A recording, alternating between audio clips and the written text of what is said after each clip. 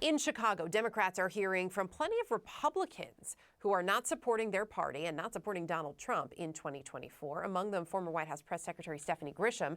She was the first senior White House staffer to resign from the Trump administration on January 6, 2021, and of course has been a vocal critic of the former president over the last several years. Take a listen to some of what she said last night. He has no empathy, no morals, and no fidelity to the truth.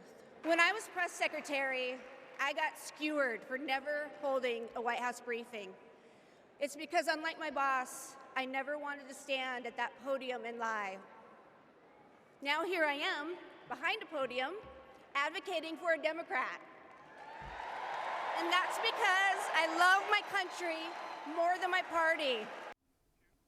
The former Lieutenant Governor of Georgia, Jeff Duncan, also taking the stage at the DNC.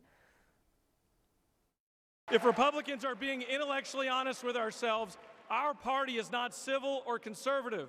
It's chaotic and crazy. And the only thing left to do is dump Trump. Going on to make the case that he sees voting for Kamala Harris as the patriotic thing to do. Look, you don't have to agree with every policy position of Kamala Harris. I don't. But you do have to recognize her prosecutor mindset that understands right from wrong, good from evil. She's a steady hand and will bring leadership to the White House that Donald Trump could never do. Let me be clear to my Republican friends at home watching. If you vote for Kamala Harris in 2024, you're not a Democrat, you're a patriot. Former Republican New Jersey Governor Christine Todd Whitman, who also served as EPA administrator under George W. Bush, has also endorsed this Democratic ticket. She's also, of course, co-founder of the Forward Party.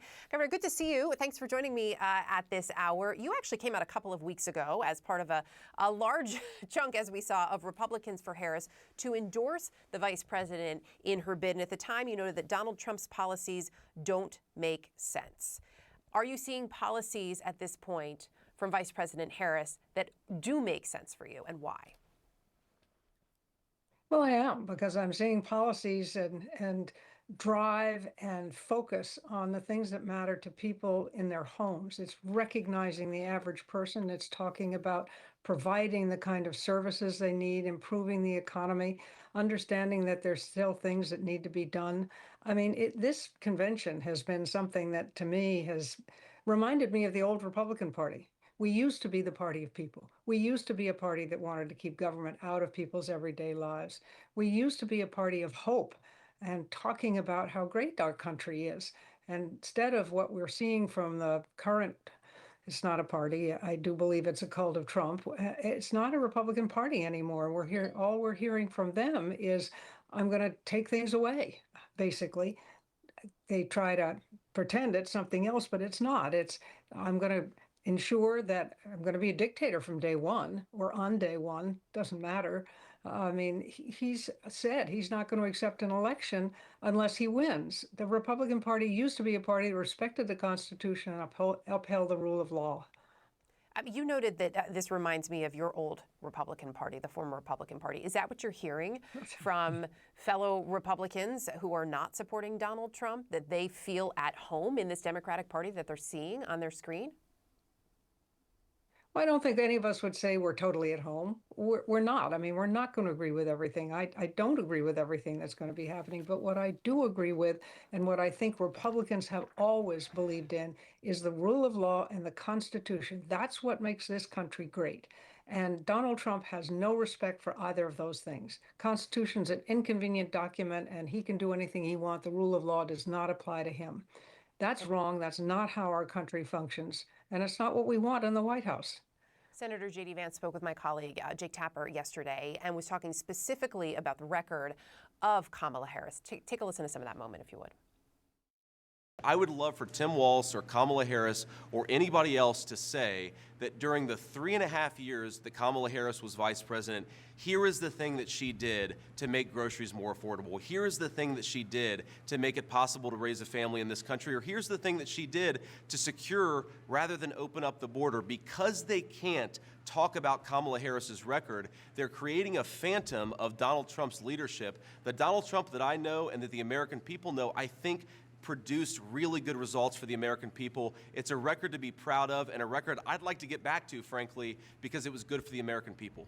I know you perhaps disagree with his assessment of Donald Trump's record there, but in terms of the record of Kamala Harris, how effective do you think that messaging is, especially for some Republicans and undecided voters at this point? Well, it's obviously going to appeal to some people, even though it's wrong. I mean, inflation is going down. Don't forget that the Biden administration inherited a really tanking economy because of COVID, not all because of Trump, but certainly Trump ran up our deficit numbers. The economy was not doing that great, and now it's doing much better. She did negotiate the agreements with Mexico because she wasn't in charge of the border, but she was in charge of the long-term planning, and that's what she'd been doing, and she was successful in that. In fact, border crossings now are lower than they were when Donald Trump left the White House. So yes, they can say whatever they want, which unfortunately they do, that don't always have any grounding in actual fact. But and it will resonate with some who don't bother to check a little bit further. It's hard. It's not number one on everybody's list to be totally involved in a presidential campaign, which is what's so frustrating, because that Donald Trump and J.D. Vance say whatever they want to say, and they repeat it again and again, so people start to take it as fact. And in 99% of the time, it's just not. As we heard from Stephanie Grisham last night, that's what she was told by the former president. If you keep repeating it, people will eventually believe it. It'll be interesting to see how this plays out. Thank you for taking the time to join us today. My pleasure.